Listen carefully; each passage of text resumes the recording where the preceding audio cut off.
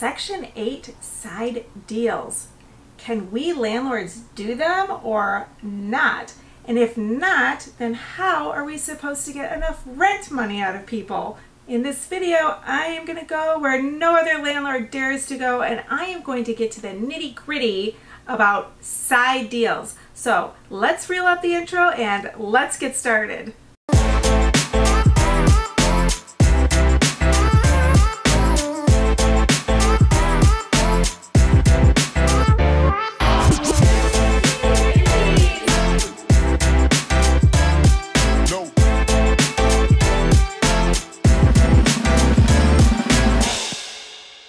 I am Monique Burns from Detroit, Michigan.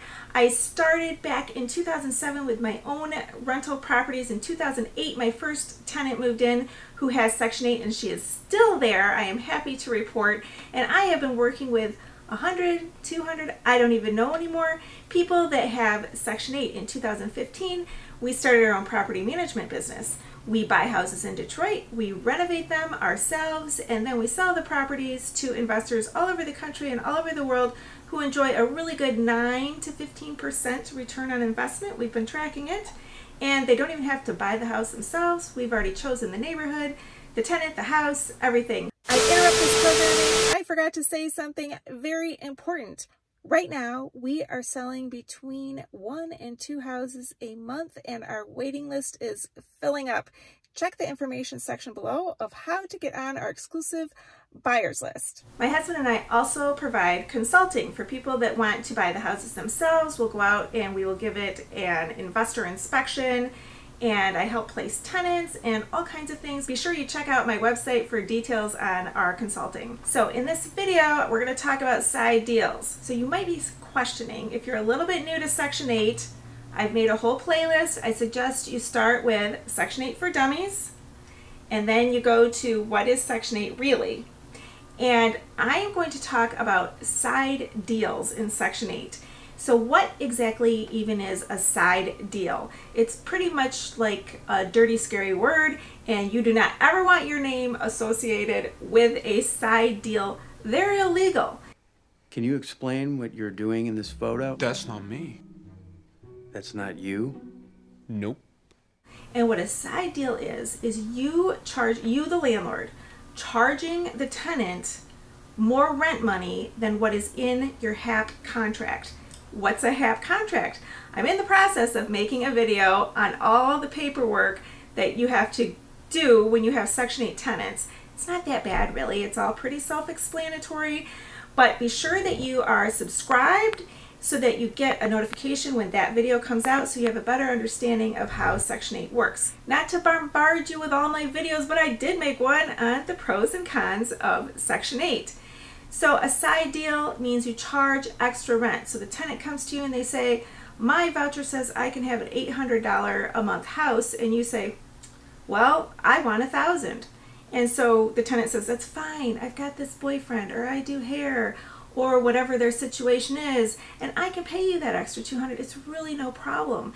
And so the lease says $800, but then you're really getting $1,000. That's considered a side deal. And there is a penalty for that. I did write up a blog all about what I'm talking about today in far greater detail, but the gist of the penalty, in my blog I tell a story of somebody who actually did get a penalty.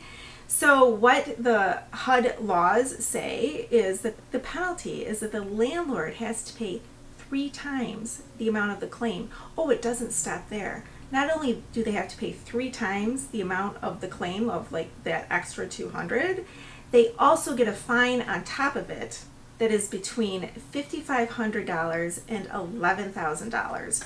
In my blog, I quoted the part in this article about somebody that charged an extra $360 to their tenant over a few month period of time. They were caught, and that was considered a side deal, and they were charged, and their penalty was $33,000. Yike! Some other things, just a side note to consider before I go into what you can do if you can't do a side deal, is, you know, Section 8 goes through all the income that a tenant has, and they say, okay, here's all your income. They have search engines that we don't have access to. They have ways of getting all this income out of the tenants, and they say, okay, if you don't want to be house poor, you need to pay 30% of your income toward rent. I like it that Section 8 determines the 30%. I made another video on how to get a Section 8 voucher, but I really recommend that landlords check out this video because it goes into all the requirements people have to go through, and it'll make you feel better, like when they say, oh, I have this extra money to pay you. But let's talk about what you can do.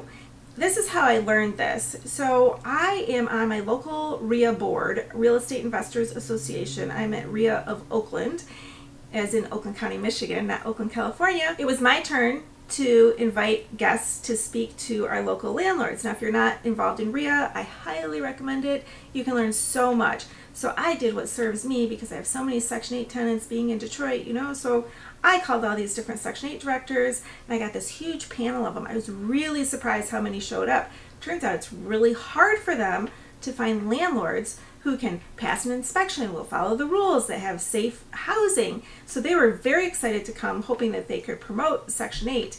And I did. I asked them to clarify what is a side deal. And it was explained to me reluctantly that they can't prevent me from, say, having a storage business. Let's say I own a storage lot. They can't tell me that I can't charge my tenant to go rent this storage unit. So I'm like, okay, that kind of makes sense. So I'm going to have a story time later in the video. I'm going to tell you what I did and how it actually backfired on me, but it could have worked, and it would have been legal. So that was kind of the gist of it. And then I did more digging on the internet and I found out that there are different ways that you can get around this. And what all these directors said is you just have to put it in the lease. It can be a lease addendum, but put in the lease fees that you're charging the tenant. They need to know all the fees because yes, there's that 30% rule, but case by case, they can go up to 40%. And nobody would necessarily say this, but it's hard to find landlords that are good landlords. Would they maybe work with us a little bit more? You know, even though the fees are there, would they slide into that between 30 and 40% rule? So when you are filling out your Section 8 paperwork, when you're filling out the move packet, which is in that video I told you I'm making, so I hope you subscribed, so you can definitely get that video. But when you're filling out that paperwork, you also have to turn in a sample lease. And in your sample lease, you can have that addendum or put it in the lease. I was really surprised one time. A director told me, she said, oh yeah, I was in Florida, but I spent the entire time reading leases. And some of these people, they've got 25-page leases. I thought, oh, that's me. They actually do read them, you guys. They actually read our leases. So what can you charge them for, okay? Pet fees. You can charge her pet fees. I know I do. I never thought of it as like a side deal, and I never have looked at it as a way to get extra rent, but I definitely charge a pet fee. So you could put that in there, and you could just try it out and see if they'll accept how much of a pet fee per month you are charging this person. You can charge for lawn care, you can charge for snow removal, you can charge for internet and cable. Let's say your house already had cable. If it's an apartment, there's always the parking. You can charge for the parking. You can also charge for an outer building or a shed. Now in my story, I'm talking about a garage, and I got frustrated recently. Some of our garages, they need paint, and when you move in, when you have a house that has Section 8, you have to pass an inspection, and a really big deal, especially if the kids are under 6, is that there can't be any chipped paint anywhere. So I had this idea, let's just keep the garages off the lease altogether. And then I found out when I first decided to do this that you can't keep the garage off the lease. The inspector is still going to inspect the garage because that's on the property, and if there's chipped paint, then that's not safe for children. So it makes sense. But so I don't think you can charge for the garage as a storage unit. I could be wrong. If you're another landlord and you've done it, please comment below. Or if you work for Section 8, please comment below what is the fine line of whether or not you can charge for a garage as a storage unit. I would still, even if nobody comments about this, I hope somebody does, I would still try it on a lease if that is something that makes sense and is fair. There's also laundry. Amazingly, in Detroit, all the tenants come with their own refrigerator, stove, washer, and dryer. Now, if I were to supply those things, I would get more money per month, but then again, I would be stuck with all the maintenance of them. I have my reasons why I really don't like to get involved in this. And it has come up so often where it is so tempting, because you know when you run your background check that they actually do have this extra income, and you need this extra income for your house. So there's one of the things you could do is you could look up the rental rates. I'm going to make that video too on how much can you actually charge a tenant. You might be undercharging, and the difference you need could be already right there. If you're subscribed, you'll get a notification when that one comes out. So these are my reasons. I really appreciate that they figure out that 30%. They do better than I ever could. So I'm thinking in my head, if they're paying me, let's say, a $300 per month dog fee, can they actually afford that? Likely not. Stop. One more thing. After I made the video, I got this email from my favorite director of one of the housing commissions here.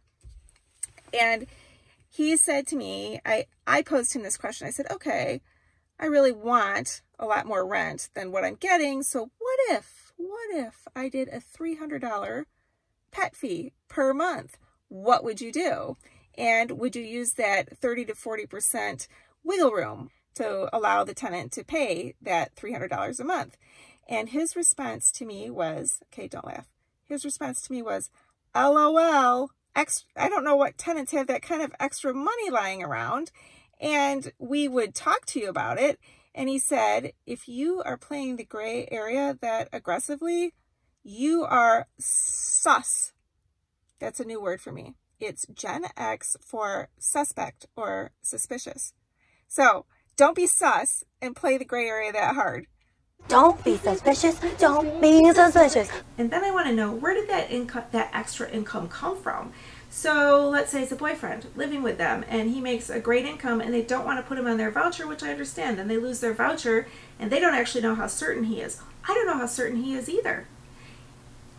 So I'm really hesitant on these other people that are living there to count on their income. And I'm also hesitant, like a lot of my tenants, they do hair. And I think it's great. It shows ambition. I love it. It means if they have damage in their house that they're able to come up with enough money to fix it. Let's say they quit doing hair. It's not like Section 8, when you lose your job, they adjust the voucher amount. If they quit doing hair, now suddenly they don't have that $300 a month. What am I supposed to do?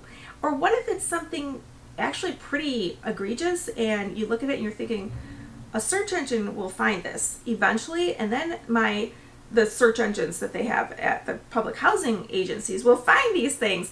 And then what if my tenant loses her voucher, and then here I am stuck with somebody in my house. I'm not getting rent from Section 8, and then I won't be getting rent from her, and I have to go through that whole fiasco. I'm gonna have you evicted. I have a brain tumor. I'm so sorry, I didn't know. So that's another reason. And I know too, just from my experience, I don't know what the law says, but I know what my judges do in court in Detroit, at least. In Detroit, they are not there to enforce Section 8. They're not there because of side deals. They only care about rent. I'm lucky if I can get them to acknowledge a late fee.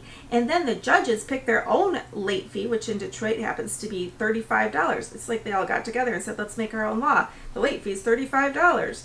So, I mean, that I have some other pet fee, let's say, on there, I don't think a judge will ever say they care about that. And then I just found this one out. So I gave more details in my blog, but in Santa Clara, if I'm saying that right, in California, they had some nonprofit group that sent out a very anonymous survey to Section 8 voucher holders.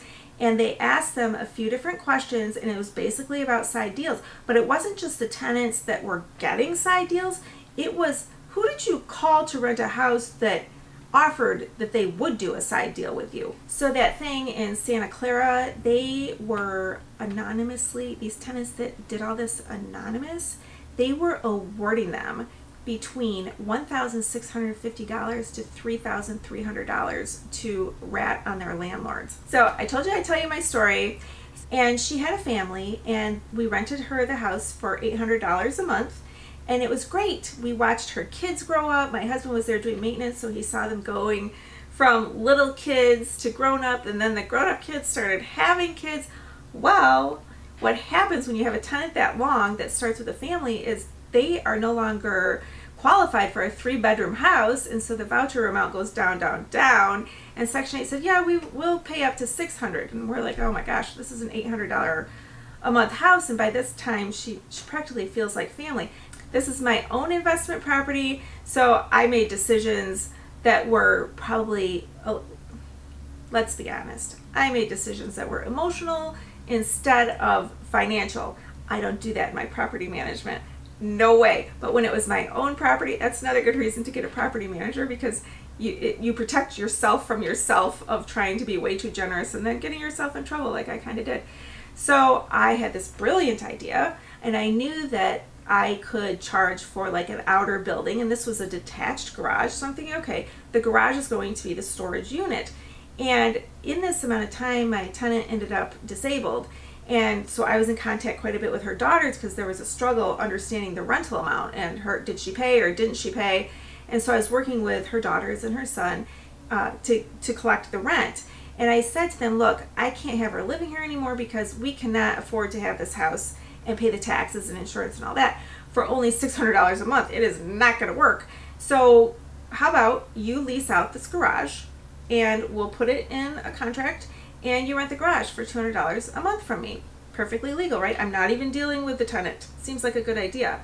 I couldn't get these kids to sign the lease to save myself, and I was busy at the time running my property management business, and it kept getting slid to the side. Slowly, the tenant wasn't even paying her full rent, and it got to be a disaster. And I kept calling these daughters and the son, and you guys, come on, this isn't going to work.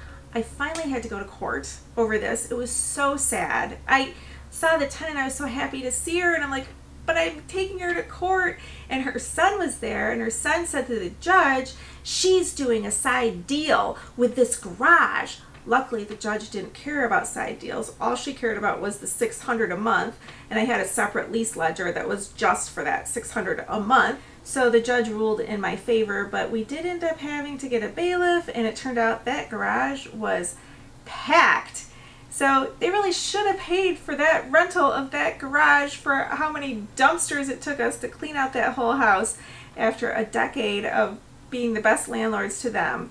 But we did get good money up until the end there, and I'm not turned off to Section 8. I could have done better as a landlord as soon as her amounts went down, you know, the whole coulda, woulda, shoulda. I do want to say, though, that I believe in good. You know, I think landlords, we just want what's fair to us, and I think tenants just want a safe and reasonable house.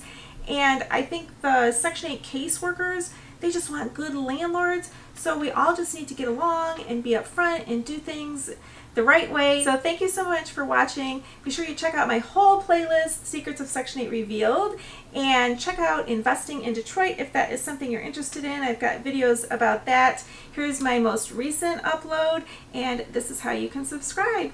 Thanks again for watching.